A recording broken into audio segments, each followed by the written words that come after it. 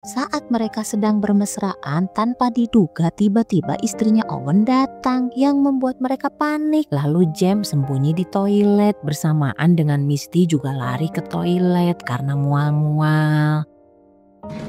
All over Mom's car.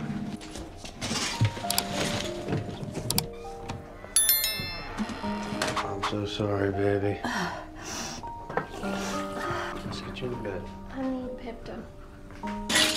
Wait till I come get you.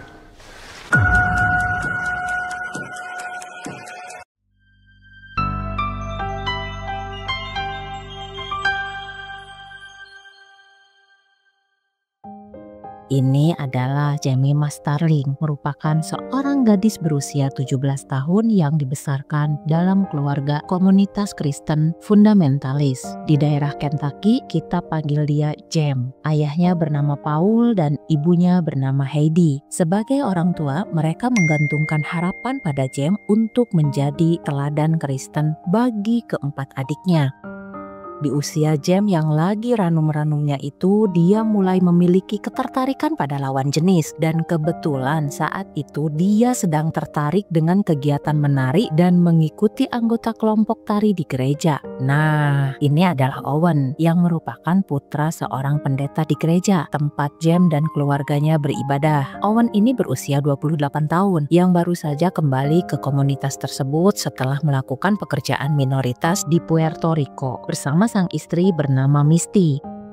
Ketika Jem mengetahui kelompok tari di gerejanya sudah bubar karena tidak memiliki pemimpin, Jem pun memberanikan diri bertanya pada Owen yang bertanggung jawab atas program di gereja. Apakah dia dapat ditunjuk sebagai pemimpin nari agar program menari di gereja bisa berjalan kembali? Tentu saja Owen langsung menyetujui dan mengizinkannya. Dari sanalah Jem jatuh hati pada Owen dan mulai mencari-cari cara untuk lebih dekat dengan pria yang lebih tua darinya itu, yang kebetulan Owen sangat mendukungnya dalam kegiatan menari yang sedang Jem minati. Ketika orang-orang di sekitar tidak mendukungnya dan orang-orang di sekitarnya itu menuduhnya bahwa Jem melakukan tarian itu hanya untuk kesombongan dan bukan untuk memuji Tuhan.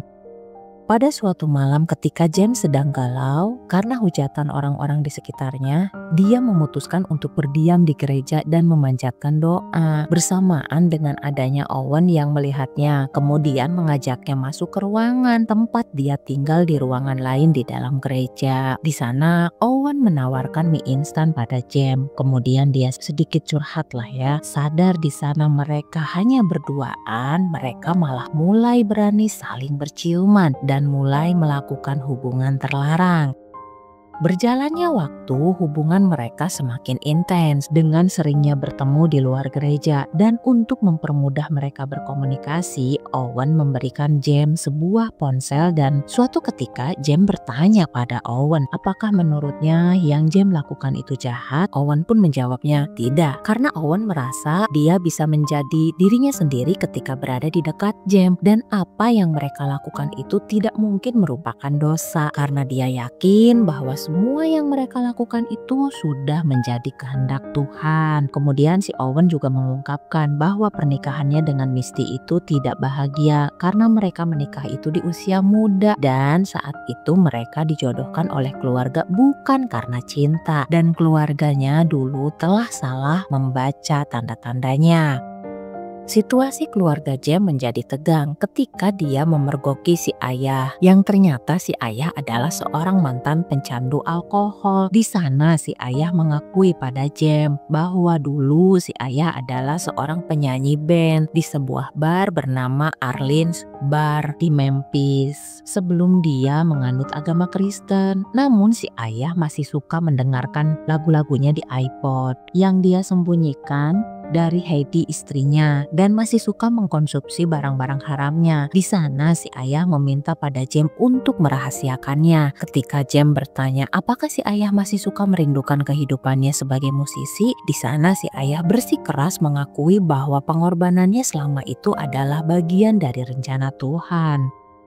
Singkat cerita, beberapa waktu kemudian setelah Jem memiliki banyak pengikut di kegiatan menarinya, saat mereka sedang berlatih, tiba-tiba Misty datang dan memintanya untuk menunjukkan tarian rutinitas mereka. Yang setelah menyaksikan tariannya, Misty mengkritik bahwa tarian itu perlu diubah agar tidak terlalu berpusat pada Jem, seolah tariannya itu sangat menonjolkan sosok Jem lah gitu ya. Dan tentunya kritikan tersebut membuat Jem tersinggung karena dirinya jadi merasa terpojokan di hadapan teman-temannya, lalu menolak kritik Misty. Kemudian setelah jam latihannya selesai, tiba-tiba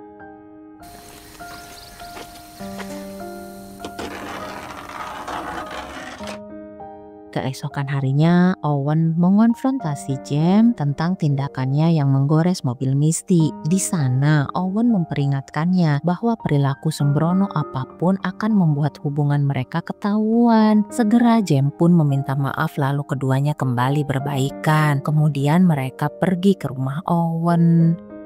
Saat mereka sedang bermesraan, tanpa diduga tiba-tiba istrinya Owen datang yang membuat mereka panik. Lalu Jem sembunyi di toilet bersamaan dengan Misty juga lari ke toilet karena mual-mual. Threw up all over Mom's car.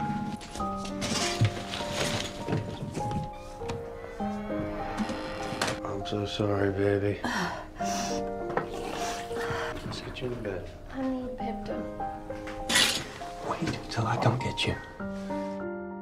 Ya, saat itu mereka hampir ketahuan. Ketika Misty tiba di rumah lebih awal, Owen sempat memperingatkan Jem untuk tetap tinggal, menunggunya hingga dia datang kembali. Setelah berjam-jam menunggu hingga larut, Owen tak kunjung kembali. Jem yang mulai ketakutan pun akhirnya memutuskan pergi tanpa menunggu Owen menjemputnya.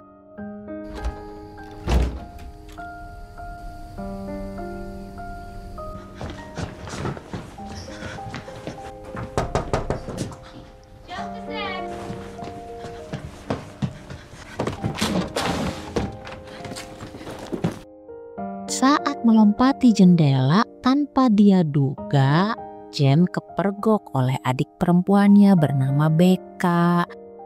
Sesampainya di rumah, Jem meminta Becca untuk merahasiakannya. Walau Becca berjanji akan merahasiakannya, namun dia tidak mendukung kebohongan.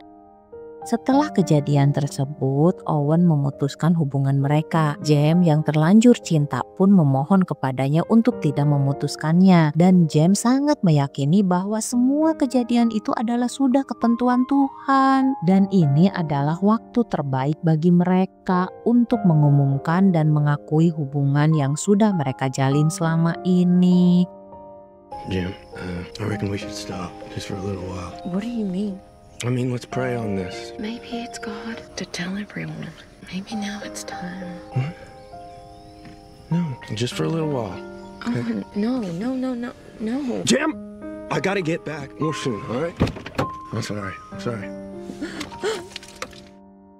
Jem tampak syok menyaksikan kekasih hatinya yang selama ini memujanya tiba-tiba penuh amarah, membuatnya menangis terseduh. Tidak semanis di awal lah ya. Malam berikutnya, tiba-tiba si ayah akhirnya mengetahui kegiatan Jem selama ini yang telah membohonginya, lalu menghukum Jem dengan melarangnya mengikuti kegiatan menari di gereja. Merasa terpojokan selama pertengkaran, Jem membalikan fakta tentang si ayah yang juga telah menyimpan kebohongan selama ini, yang membuatnya ditampar seketika oleh si ayah. Kemudian si ayah meminum pil milik Ibu Heidi hingga overdosis, yang mengakibatkan si ayah dilarikan dan dirawat di rumah sakit kemudian koma.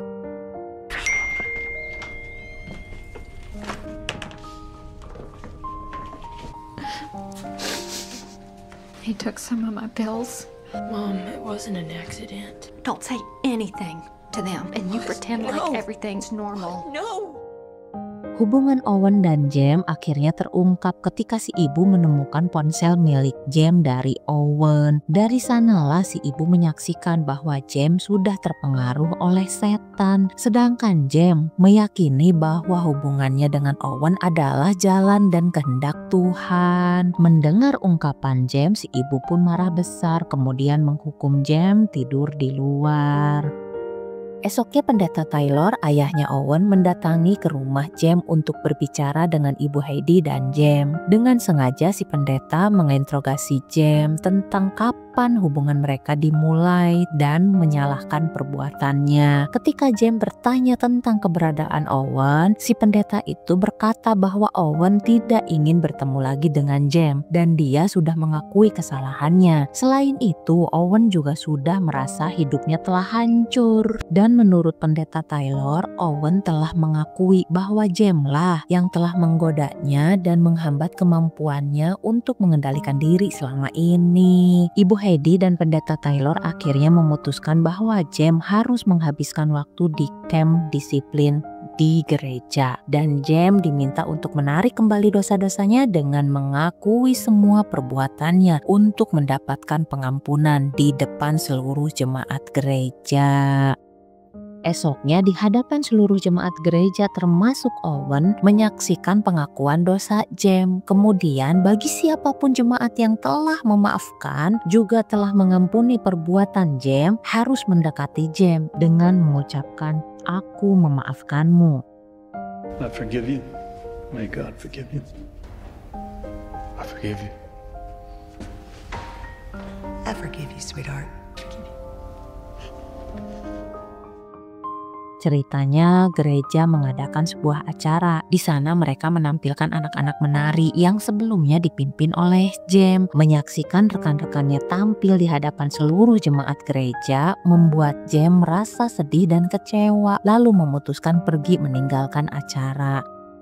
Saat Jem bersiap untuk berangkat ke camp gereja, tak lupa dia membawa jaket milik ayahnya untuk melepaskan rindu selama di camp nanti. Saat melangkah meninggalkan rumah, langkahnya dihentikan oleh Owen yang tiba-tiba menyatakan bahwa dirinya telah menyesali perbuatannya dan sudah memutuskan untuk meninggalkan istrinya untuk memilih hidup bersama Jem. Bersamaan dengan datangnya Ibu Heidi yang menyaksikan Owen telah merajuk anaknya. Seketika dia mengusirnya. Namun tiba-tiba Jem memutuskan untuk menentang si ibu, kemudian mengejar mobil Owen lalu pergi. Untuk sementara mereka tinggal di sebuah motel, dan untuk melanjutkan hidup ke depan, Owen memutuskan akan menjual mobilnya yang didukung oleh Jem. Saat Jem memeriksa barang-barangnya, di sana Jem menemukan iPod milik si ayah di saku jaketnya yang membuat Jem teringat sosok sang ayah yang sedang koma di rumah sakit. Keesokan paginya, tanpa memberitahu Owen, Jem menyelinap pergi dengan membawa mobil Owen. Dia pergi ke sebuah bar di Memphis yang menurut ayahnya dulu dia pernah tampil bersama bandnya. Sesampainya di sana, bersamaan dengan sebuah lagu diputar, dengan senang hati Jem menari sendirian, mengikuti alunan lagu itu hingga tenggelam dalam tariannya. Dan film pun selesai. Sampai jumpa di film berikutnya. Aku pamit, bye-bye.